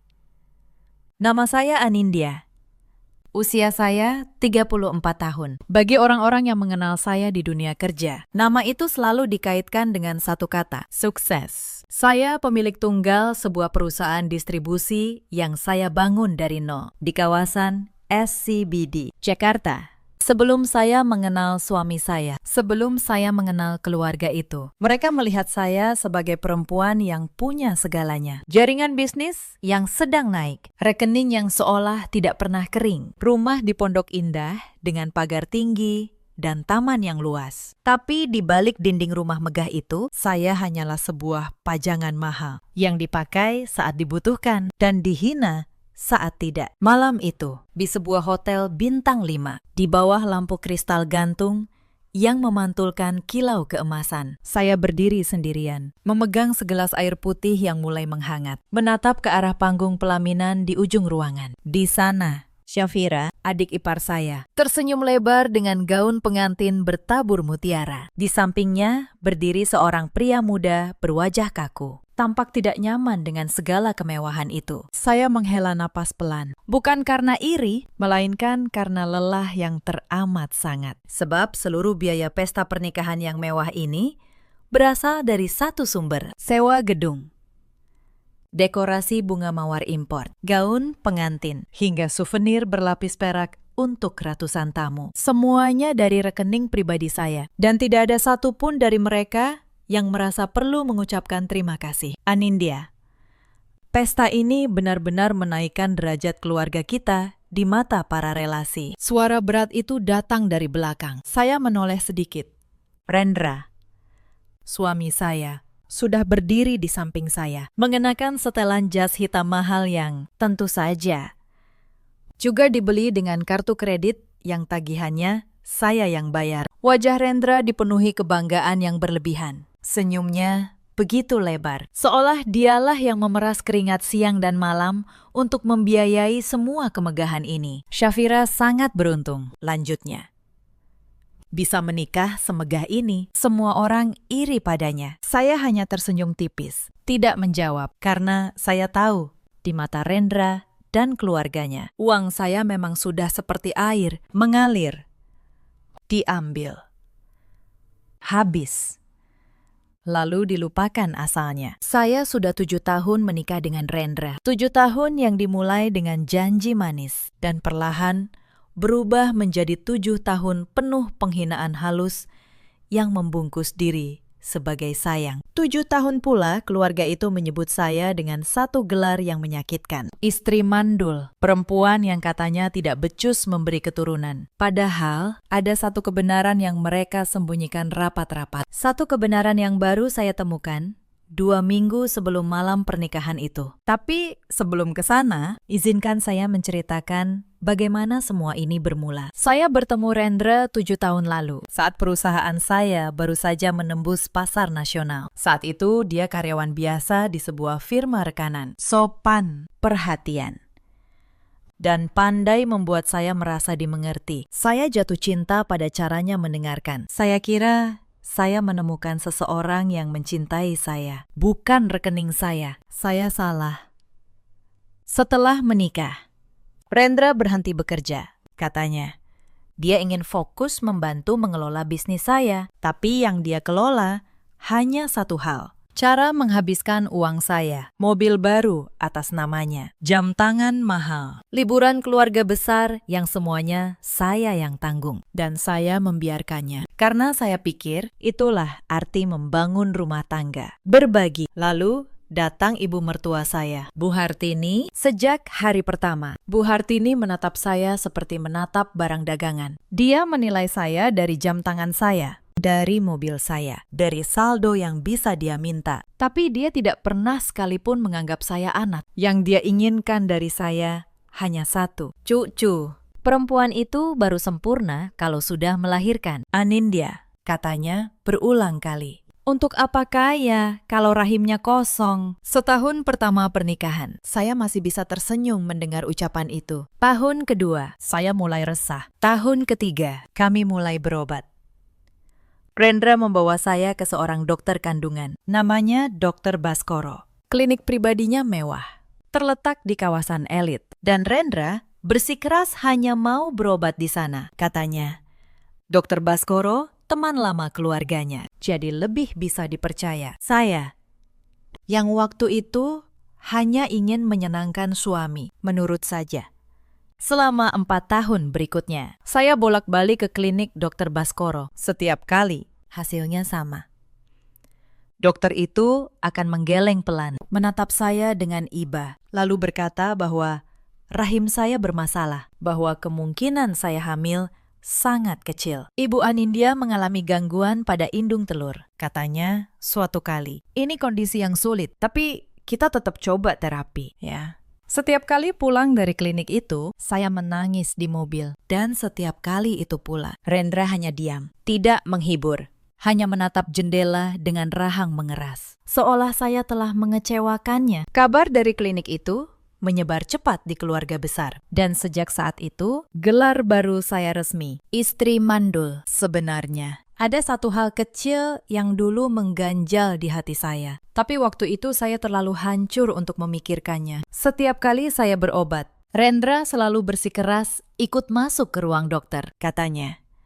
Dia ingin mendampingi. Tapi anehnya, dia tidak pernah membiarkan saya bicara 4 mata dengan Dr. Baskoro. Sekali, saat saya ingin bertanya lebih detail tentang kondisi saya, Rendra cepat-cepat memotong dan mengajak saya pulang. Pernah juga, suatu kali saya datang ke klinik lebih awal dari jadwal. Saya melihat Rendra sedang berbincang serius dengan Dr. Baskoro di ruang belakang, sambil menyerahkan sebuah amplop. Saat mereka sadar saya datang, percakapan itu langsung berhenti. Dr. Baskoro tersenyum kaku, dan Rendra buru-buru bilang, dia hanya menanyakan jadwal terapi. Waktu itu, saya tidak curiga sedikit pun. Saya terlalu sibuk menyalahkan tubuh saya sendiri. Baru sekarang, setelah semuanya terungkap, saya mengerti apa arti amplop itu. Itulah kelicikan yang paling menyakitkan. Bukan sekadar berbohong, tapi membuat korbannya ikut percaya pada kebohongan itu, sampai si korban menghukum dirinya sendiri. Di setiap acara keluarga, kalimat itu menempel di punggung saya seperti label. Saat arisan, saat lebaran, saat ulang tahun, selalu ada bisik-bisik, selalu ada tatapan kasihan yang sebenarnya adalah penghinaan. Adik ipar saya, Syafira, yang paling kejam. Dia 5 tahun lebih muda dari saya, belum menikah saat itu, dan hidupnya sepenuhnya bergantung pada uang yang saya kirim ke keluarga itu setiap bulan. Kak Anindya, katanya suatu hari sambil tersenyum manis, kalau memang tidak bisa punya anak, mungkin kakak harus rela kalau Mas Rendra cari yang lain. Namanya juga lelaki, butuh penerus. Saya ingat betul, saat itu saya hanya menunduk, menelan kalimat itu bulat-bulat. Karena saya percaya bahwa akulah yang cacat, akulah yang gagal. Itulah kesalahan terbesar saya, mempercayai kebohongan yang dirancang dengan begitu rapi. Kebenaran itu datang 2 minggu sebelum pesta pernikahan Safira. Hari itu, saya sedang membereskan meja kerja Rendra di rumah. Dia jarang membiarkan saya menyentuh laci pribadinya. Tapi hari itu, dia lupa menguncinya. Saya hanya ingin merapikan dokumen yang berserakan. Lalu jari saya menyentuh sebuah amplop coklat yang terselip di dasar laci. Amplop itu tidak bertuliskan apa-apa, hanya stempel sebuah laboratorium kesehatan di sudutnya. Sesuatu di dalam dada saya berdenyut. Entah firasat apa, saya membuka amplop itu. Di dalamnya ada 1 lembar hasil tes kesuburan. Tapi bukan atas nama saya, atas nama Rendra, suami saya. Mata saya berhenti di 1 baris. 1 kalimat medis yang dingin dan jelas. Hasil menunjukkan jumlah dan kualitas yang sangat rendah. Kemungkinan memiliki keturunan secara alami, sangat kecil. Tangan saya gemetar. Saya membaca ulang. 1, 2 kali, 3 kali, selama 4 tahun. Mereka menyebut saya mandul selama 4 tahun. Saya menangis menyalahkan diri sendiri. Padahal yang bermasalah bukan saya dan tanggal di kertas itu. Saya memeriksanya berkali-kali. Tes ini dilakukan 5 tahun lalu, jauh sebelum saya divonis mandul oleh Dr. Baskoro. Mereka sudah tahu. Sejak awal, mereka sudah tahu. Saya duduk di lantai kamar itu untuk waktu yang lama. Tidak menangis. Air mata saya seperti membeku. Yang ada hanya 1 pertanyaan yang berputar di kepala. Mengapa? Mengapa mereka menutupinya? Mengapa mereka membiarkan saya menanggung aib selama bertahun-tahun? Saya teringat semua malam ketika saya menangis sendirian. Sementara Rendra tidur pulas di sebelah saya. Saya teringat semua doa yang saya panjatkan, memohon agar tubuh saya diperbaiki. Saya teringat betapa saya menundukkan kepala setiap kali keluarga itu menyebut saya tidak berguna. Semuanya palsu. Semuanya panggung sandiwara yang mereka sutradarai dengan sempurna. Dan saya, pemilik perusahaan yang ditakuti di meja negosiasi, ternyata begitu mudah dibodohi di rumah sendiri. Karena di rumah, saya menurunkan semua pertahanan saya. Karena di rumah, saya pikir saya dicintai. Rasa sakit itu perlahan berubah bentuk. Dari luka menjadi bara. Dari air mata menjadi perhitungan. Saya tidak akan menghadapi mereka dengan tangisan. Saya akan menghadapi mereka dengan cara yang paling saya kuasai. Bukti, angka, dan kebenaran yang tidak bisa dibantah. Malam itu, saya tidak tidur. Tapi untuk pertama kalinya dalam 7 tahun, saya tidak menangis. Karena malam itu, di dalam diri saya, sesuatu yang lama mati telah bangkit kembali. Anindya yang dulu, perempuan yang membangun perusahaan dari nol, yang tidak pernah kalah di meja negosiasi. Dan perempuan itu tidak akan diam. Esok paginya, saya mulai menyusun rencana, bukan dengan amarah, tapi dengan ketelitian seorang pemilik perusahaan yang sedang mengaudit kerugian. Langkah pertama, saya butuh bukti yang sah. Bukan 1 lembar kertas yang bisa mereka bantah. Saya butuh kebenaran medis yang utuh. Saya pergi diam-diam ke sebuah rumah sakit besar yang tidak ada hubungannya dengan keluarga Rendra. Saya menemui seorang dokter spesialis bernama Dr. Adrian. Saya minta pemeriksaan menyeluruh atas diri saya sendiri. Hari itu juga, saya juga membawa seluruh salinan rekam medis yang pernah saya terima dari Dr. Baskoro selama 4 tahun. Saya minta Dokter Adrian memeriksa keabsahannya. Saya datang bukan untuk konsultasi program hamil, kata saya tegas. Saya datang untuk meminta pemeriksaan ulang. Dan saya ingin dokter memeriksa keaslian dokumen-dokumen ini. Dokter Adrian sedikit terkejut dengan nada saya. Tapi dia mengambil map itu dan mulai membacanya lembar demi lembar. Saya menunggu. Jantung saya berdebar menahan cemas. Semakin lama membaca, kerutan di dahi Dokter Adrian semakin dalam. Dia membetulkan letak kacamatanya, lalu menggeleng pelan. Ini aneh sekali, gumamnya. Apanya yang aneh? Dokter, tanya saya. Merasakan dada saya mulai bergemuruh. Dokter Adrian menatap saya. Ibu, hasil tes dari klinik ini banyak yang tidak konsisten. Beberapa angka di sini tidak mungkin berasal dari pasien yang sama. Ada parameter yang diubah.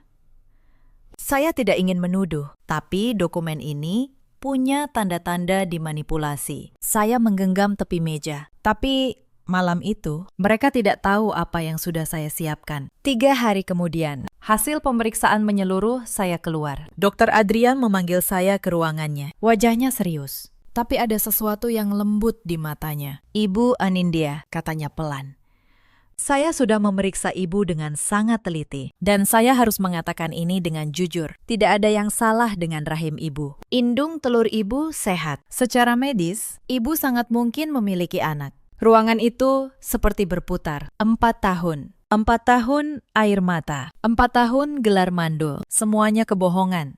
Berdasarkan analisis saya. Lanjut Dokter Adrian. Rekam medis dari klinik sebelumnya sengaja dipalsukan. Seseorang ingin ibu percaya bahwa ibu yang bermasalah. Saya bisa membuat surat keterangan resmi dan analisis tertulis tentang pemalsuan ini. Jika ibu butuh untuk keperluan hukum. Saya menatap dokter itu. Tolong.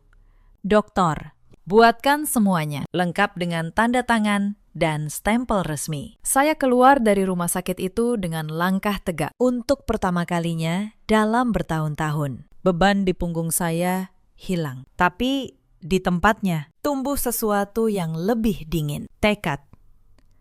Langkah kedua. Saya mulai menyentuh hal yang selama ini saya biarkan. Uang.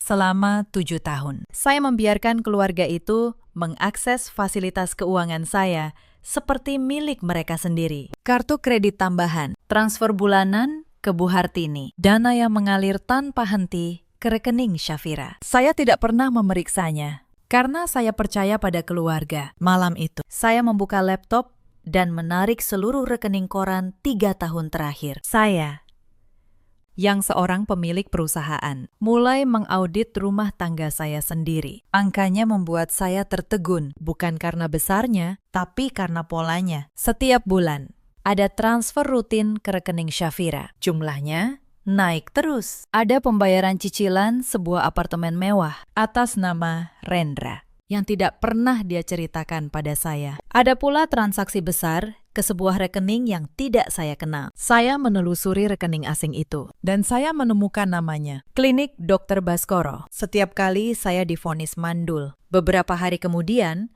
selalu ada transfer dari rekening Rendra ke klinik itu. Pembayaran atas kebohongan yang mereka rancang bersama. Saya menutup laptop. Tangan saya tidak gemetar lagi. Kepala saya jernih.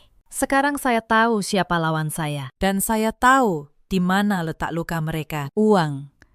Mereka hidup dari uang saya. Maka di sanalah saya akan memukul. Tapi saya tidak boleh terburu-buru. Saya tahu satu langkah salah dan mereka akan curiga. Maka saya memilih bersikap seperti biasa. Penurut. Diameter. Si istri mandul yang selalu mengangguk. Sementara di balik wajah tenang itu, saya menyusun setiap kepingan dengan sabar. Beberapa hari kemudian, Syafira datang ke rumah saya tanpa permisi. Dia masuk ke ruang tamu sambil memamerkan kotak perhiasan baru. "Kak, lihat. Mas Rendra yang belikan ini untukku," katanya. "Hadiah dari kakak laki-laki terbaik," ucapnya sambil tertawa kecil. "Kakak tidak cemburu, kan?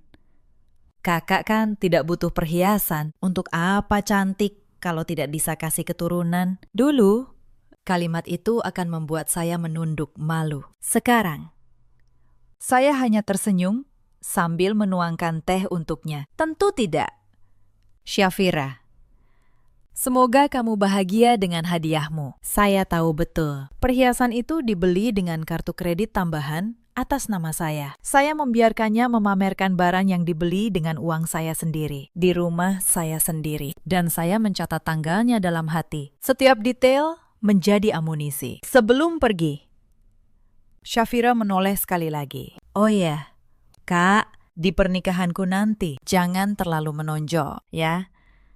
Aku tidak mau orang-orang kasihan melihat menantu mandul berdiri di sebelah pengantin. Cukup berdiri di belakang saja. Baik, jawab saya pelan.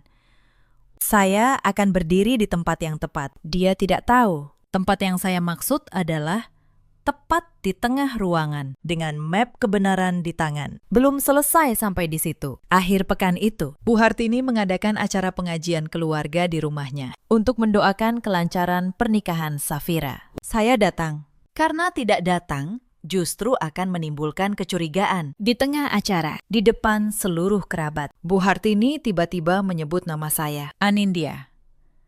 Kamu menantu tertua di keluarga ini, tapi sampai sekarang belum bisa memberi cucu. Sebagai bentuk permohonan maaf pada leluhur keluarga, kamu sujud di depan foto almarhum bapak mertuamu. Minta maaf karena belum bisa meneruskan keturunan. Ruangan hening. Semua mata memandang saya. Sebuah penghinaan yang dibungkus dengan jubah agama dan adat. Tangan saya terkepal di balik mukena. Saya ingin sekali melempar semua kebenaran ke wajah perempuan itu saat itu juga. Tapi saya tahan. Belum waktunya. Bukti saya belum lengkap. Kalau saya bicara sekarang, tanpa map dari Pak Tomo, mereka akan menyebut saya pembohong yang putus asa. Maka saya berlutut. Saya menundukkan kepala di depan foto itu. Air mata saya jatuh. Tapi kali ini bukan air mata penyesalan. Itu air mata kemarahan yang saya simpan rapat-rapat. Setiap detik penghinaan itu, saya ubah menjadi bahan bakar. Bagus, kata Bu Hartini, puas. Begitulah seharusnya seorang menantu tahu diri. Saya bangkit dengan wajah tenang. Di dalam hati, saya berkata pada diri sendiri, nikmatilah hari-hari terakhirmu di atas tahta itu. Bu, sebentar lagi semuanya runtuh. Malam itu, sepulang dari pengajian, saya mendengar Rendra menelpon seseorang di balkon. Suaranya pelan, tapi cukup untuk saya tangkap dari celah pintu. Tenang saja. Setelah pernikahan Safira beres, aku akan urus surat-suratnya. Anindya tidak akan curiga. Dia terlalu sibuk merasa bersalah soal anak. Klinik Baskoro juga sudah aman. Dokternya bisa dipercaya. Saya berdiri membeku di balik pintu. Lalu, dengan tenang, saya mengeluarkan ponsel. Saya merekam sisa percakapan itu. Suara suami saya sendiri mengakui semuanya dengan bangga. Saat itu, saya sadar mereka bahkan masih merencanakan sesuatu yang lebih besar. Entah apa. Tapi saya tidak akan memberi mereka kesempatan untuk menyelesaikannya. Esok paginya, saya menemui Pak Tomo, pengacara pribadi yang sudah mendampingi perusahaan saya sejak awal. Orang yang saya percaya sepenuhnya. Saya menumpahkan semuanya. Hasil tes Rendra, analisis Dr. Adrian tentang rekam medis palsu, dan jejak aliran uang ke klinik Baskoro. Pak Tomo mendengarkan dengan wajah serius. Sesekali mencatat. Bu Anindya, katanya akhirnya, ini bukan sekedar masalah rumah tangga. Pemalsuan dokumen medis itu pelanggaran serius. Dan kalau benar suami ibu yang membiayai, ini bisa jadi perbuatan yang punya konsekuensi hukum. Tapi saya sarankan, kita harus rapi. Kumpulkan semua bukti dulu sebelum bergerak. Lalu, satu hal lagi. Pakistan, kata saya. Saya ingin Bapak periksa status hukum semua aset atas nama keluarga itu. Mobil Rendra, apartemen yang dia cicil, dan terutama, status kepemilikan perusahaan saya. Saya ingin memastikan tidak ada celah. Pak Tomo mengangguk. Akan saya periksa. Tapi sepengetahuan saya, perusahaan itu 100% atas nama ibu. Sejak awal, ibu yang mendirikan. Suami ibu tidak punya saham sepeser pun. Saya tersenyum. Itulah yang ingin saya dengar. Selama ini Rendra membusungkan dada seolah dialah pemilik kerajaan ini. Padahal dia hanya penumpang. Penumpang yang lupa siapa yang menyetir. Beberapa hari kemudian, Pak Tomo menelpon dengan kabar yang membuat saya semakin tenang sekaligus muak. Bu, saya menemukan sesuatu. Apartemen mewah yang dicicil dari rekening ibu itu. Bukan untuk Rendra. Itu untuk Safira. Sertifikatnya sedang diurus atas nama Safira. Mereka memakai uang ibu untuk memberi hadiah pada adik ipar. Saya menutup mata sejenak. Jadi begitu. Mereka menguras saya untuk membangun hidup mewah anak kesayangan Bu Hartini. Sambil meyakinkan saya bahwa saya perempuan gagal yang harus tahu diri. Tapi ternyata rencana mereka lebih jauh dari yang saya kira. Suatu malam, Rendra pulang membawa setumpuk dokumen. Wajahnya dibuat selembut mungkin. Nada bicaranya manis. Persis seperti 7 tahun lalu saat dia memikat saya. Sayang, katanya, aku sudah pikirkan masa depan kita. Kita sudah lama menikah, tapi belum punya anak. Aku khawatir kalau terjadi sesuatu padamu. Semua aset perusahaan bisa jadi rumit. Jadi, aku sudah siapkan surat pengalihan sebagian saham dan kuasa atas rekening perusahaan. Supaya kalau ada apa-apa, aku bisa mengurus semuanya. Tanda tangani saja di sini, ya. Dia menyodorkan pena dengan senyum yang dulu selalu membuat saya luluh. Saya menatap dokumen itu. Saya, yang sudah ratusan kali membaca kontrak bisnis, langsung paham. Ini bukan surat perlindungan, ini surat pengambil alihan. Jika saya menandatanganinya, Rendra akan memegang kuasa atas separuh perusahaan yang saya bangun seorang diri. Mereka sedang bersiap untuk merebut semuanya, lalu membuang saya. Si istri mandul yang tidak lagi berguna. Jantung saya berdegup keras, tapi wajah saya tetap tenang. Tentu, Mas. Tapi dokumen sepenting ini, biar aku baca dulu dengan teliti. Ya. Besok aku tanda tangani di depan notaris, supaya lebih sah dan aman untuk kita berdua. Rendra tampak sedikit kecewa, tapi dia tidak bisa menolak alasan itu. Baiklah, tapi jangan lama-lama. Sebelum pernikahan Safira harus selesai. Saya mengangguk manis. Malam itu, saya memfotokopi seluruh dokumen itu, lalu menyerahkannya pada Pak Tomo sebagai bukti tambahan. Niat mereka untuk merampas perusahaan saya, kini tercatat hitam di atas putih. Bu, kata Pak Tomo keesokan harinya, suaranya berat. Ini sudah bukan sekedar penghinaan. Ini percobaan penguasaan aset dengan cara menipu. Untunglah ibu tidak menandatanganinya. Kita simpan ini. Akan sangat berguna nanti. Beberapa hari menjelang pesta, saya diminta hadir ke sesi fitting busana keluarga di sebuah butik mahal. Seluruh keluarga akan memakai busana senada di pernikahan Safira. Tentu saja, semuanya saya yang bayar. Di butik itu, di depan para penjahit dan asisten, Bu Hartini kembali mempertontonkan kekuasaannya. Dia memilih kain termahal untuk dirinya dan Safira, lalu menunjuk kain paling sederhana untuk saya. Kamu pakai yang ini saja, Anindya, katanya. Yang sederhana. Tidak pantas menantu mandul lebih bersinar daripada pengantin dan keluarganya. Para pegawai butik saling pandang, canggung. Saya hanya tersenyum. Tidak masalah. Bu, saya memang lebih suka yang sederhana. Saya tahu, malam pesta nanti, bukan kain yang akan membuat saya bersinar, tapi kebenaran. Tepat di tengah persiapan saya, Bu Hartini datang ke rumah. Tanpa diundang, seperti biasa. Dia masuk ke ruang tamu, duduk di sofa, dan langsung bicara dengan nada memerintah. Anindya, pernikahan Safira tinggal seminggu lagi. Biayanya masih kurang. Vendor dekorasi minta tambahan. Catering juga. Total sekitar 200 juta lagi. Transfer ke rekeningku besok, ya. Dulu, saya akan langsung menurut. Sekarang, saya hanya menatapnya. 200 juta untuk dekorasi tambahan. Bu, wajah Bu Hartini mengeras. Kenapa? Keberatan.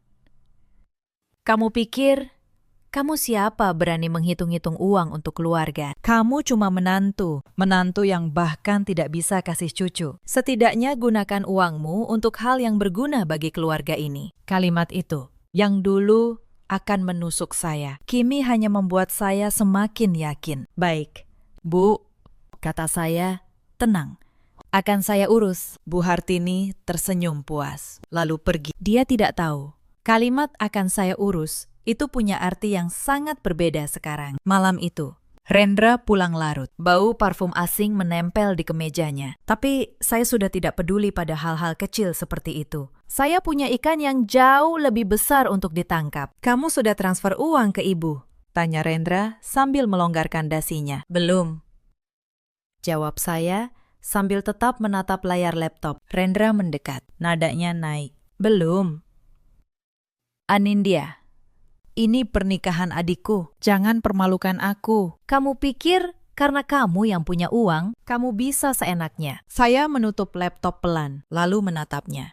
Rendra, boleh saya tanya satu hal? Kamu yakin masalah kita selama ini ada pada saya? Untuk sepersekian detik, ada kilatan panik di matanya. Tapi dia cepat menutupinya dengan amarah. Apa maksudmu? Sudah jelas dokter bilang kamu yang bermasalah. Jangan cari-cari alasan. Saya tersenyum tipis. Tidak.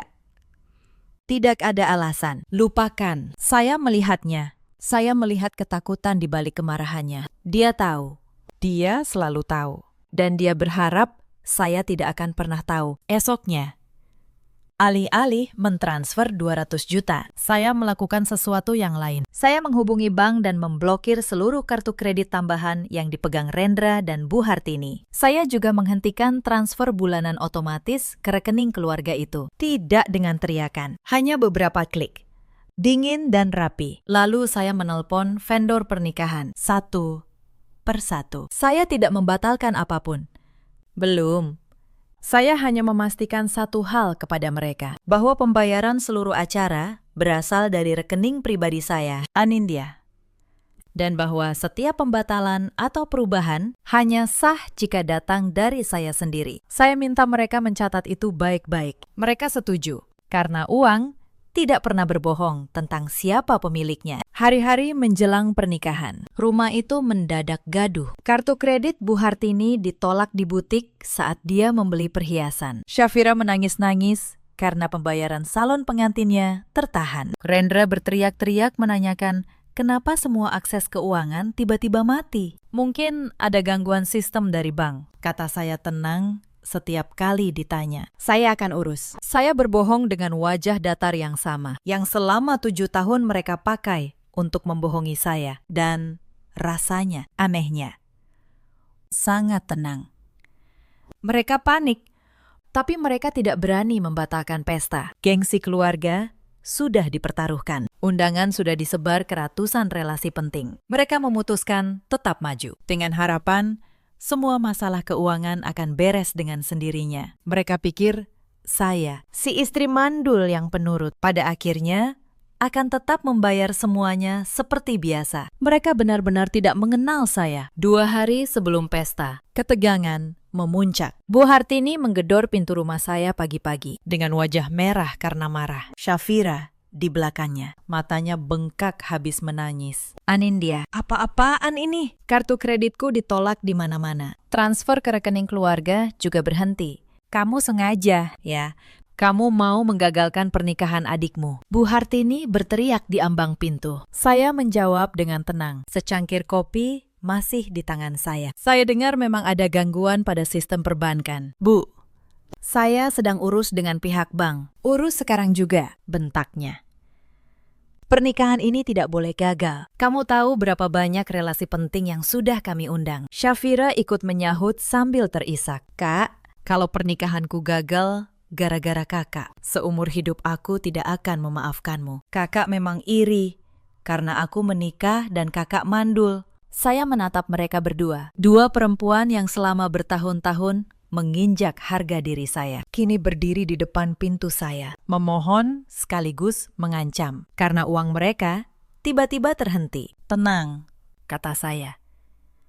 Pesta akan tetap berjalan besok. Saya pastikan semua orang akan mengingat malam itu seumur hidup mereka. Bu Hartini, yang mengira kalimat itu adalah janji, langsung melunak.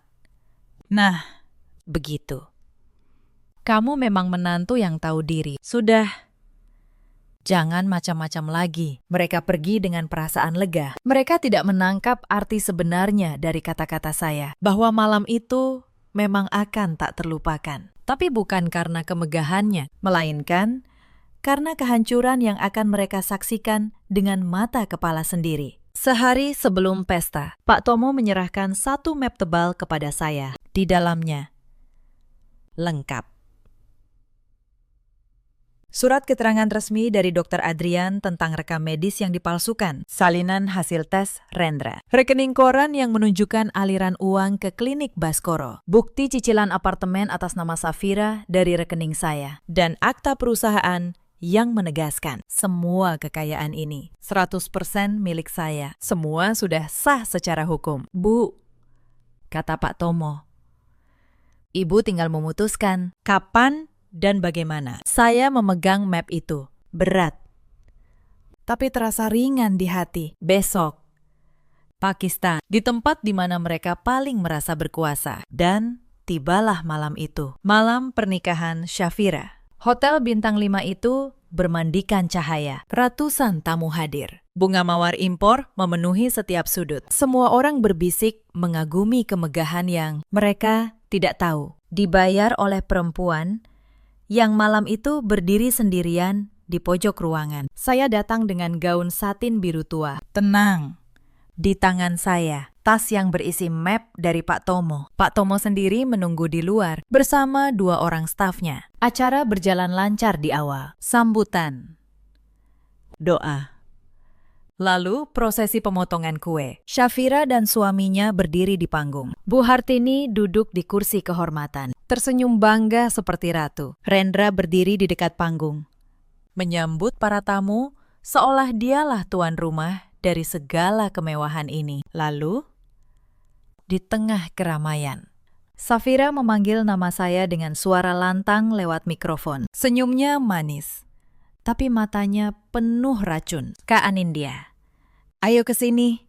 Sebagai kakak ipar, cicipi kue pernikahanku. Semua mata tertuju pada saya. Saya melangkah maju. Tenang. Rendra menghampiri, mengambil sepotong kue dari piring. Tapi alih-alih memberikannya dengan sopan, wajahnya mendadak berubah. Mungkin karena gengsi, mungkin karena dia masih kesal soal uang, mungkin karena dia memang tidak pernah benar-benar menghargai saya. Makan kue ini. Dasar istri mandul, katanya keras.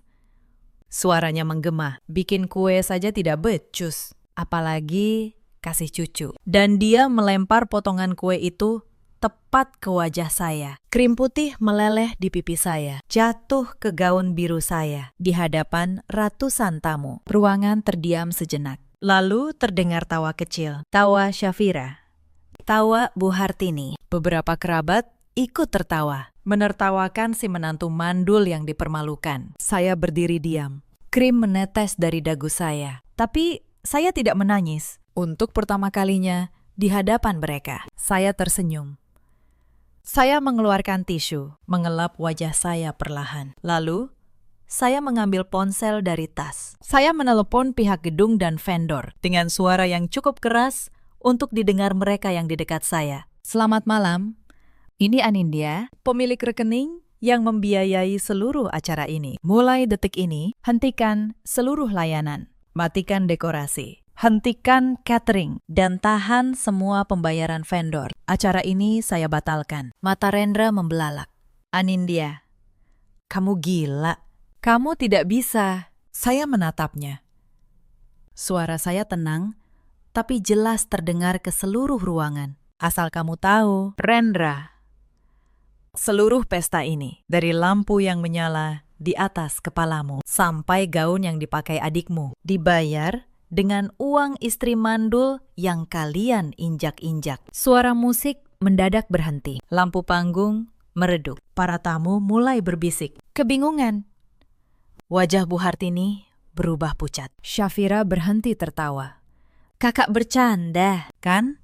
Suara Syafira bergetar. Saya tidak pernah lebih serius, jawab saya. Saya berjalan ke tengah ruangan, ke dekat panggung.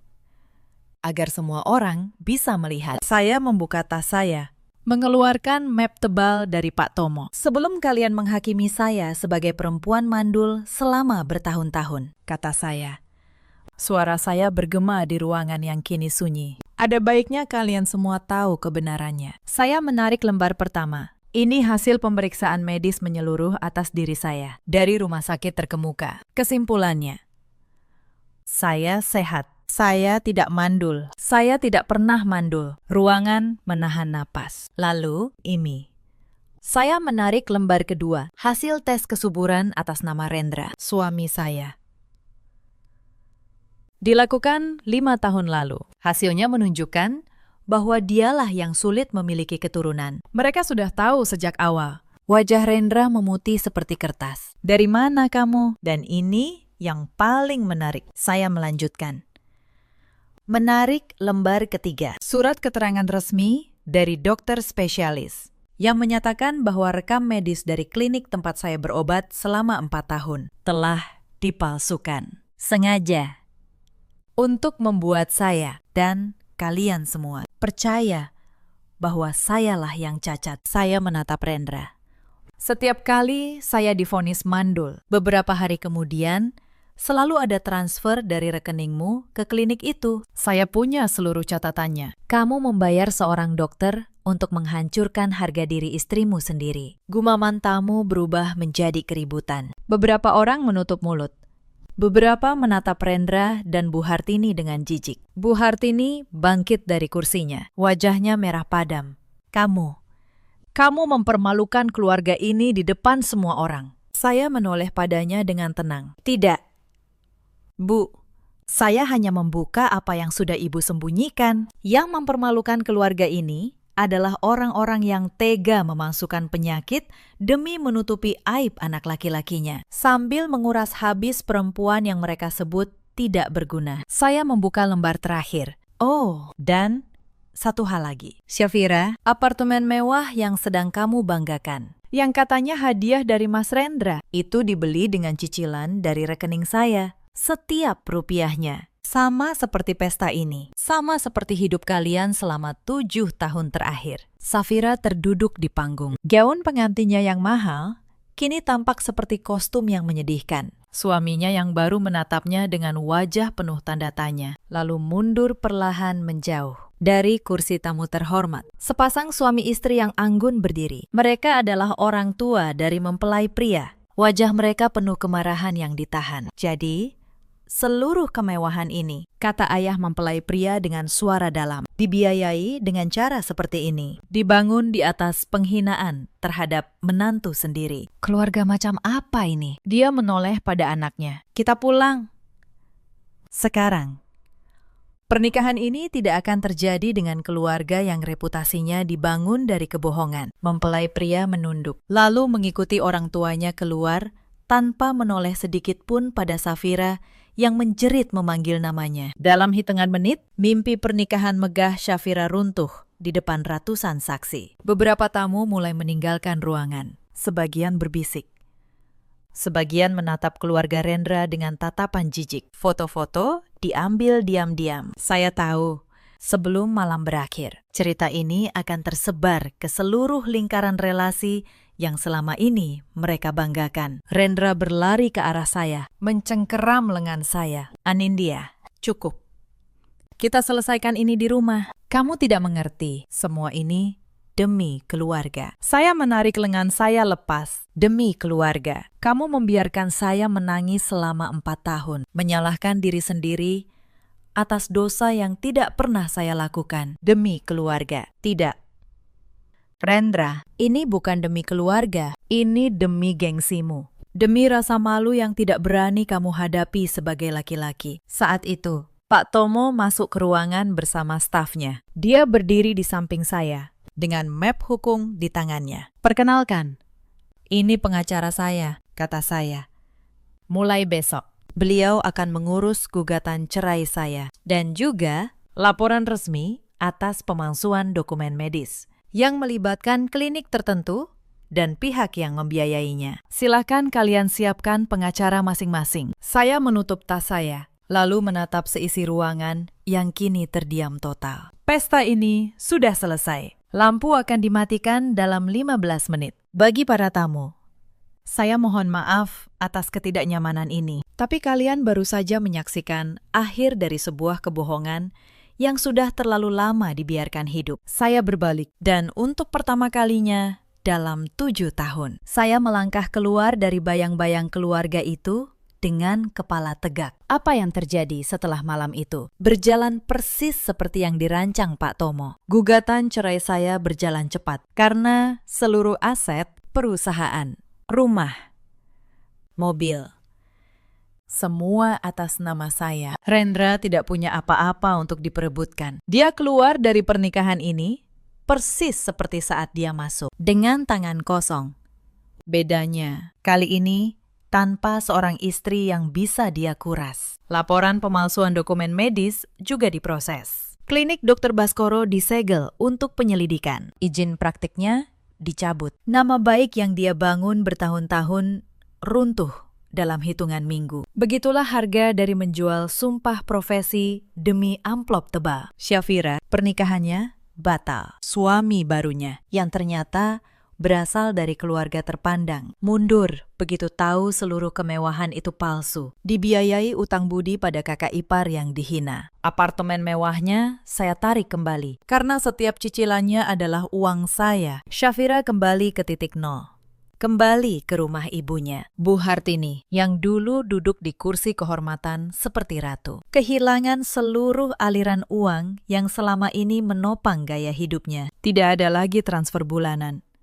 Tidak ada lagi menantu kaya untuk dipamerkan. Yang tersisa hanya nama keluarga yang kini menjadi bahan bisik-bisik di kalangan relasi yang dulu mereka banggakan. Saya tidak merasa perlu membalas lebih dari itu. Saya tidak perlu, karena keserakahan pada akhirnya selalu membayar dirinya sendiri. Beberapa bulan setelah perceraian, Rendra sempat datang ke kantor saya. Penampilannya jauh berbeda. Tidak ada lagi jas mahal. Tidak ada lagi mobil mewah. Dia memohon untuk bicara. Katanya, dia menyesal. Katanya, dia masih mencintai saya. Saya menerimanya di ruang tamu kantor, secara profesional. Apa yang kamu sesali? Rendra, tanya saya. Menyesal karena kehilangan saya, atau menyesal karena kehilangan uang saya? Dia tidak bisa menjawab. Diamnya adalah jawaban yang paling jujur yang pernah dia berikan selama 7 tahun. Pulanglah, kata saya tenang.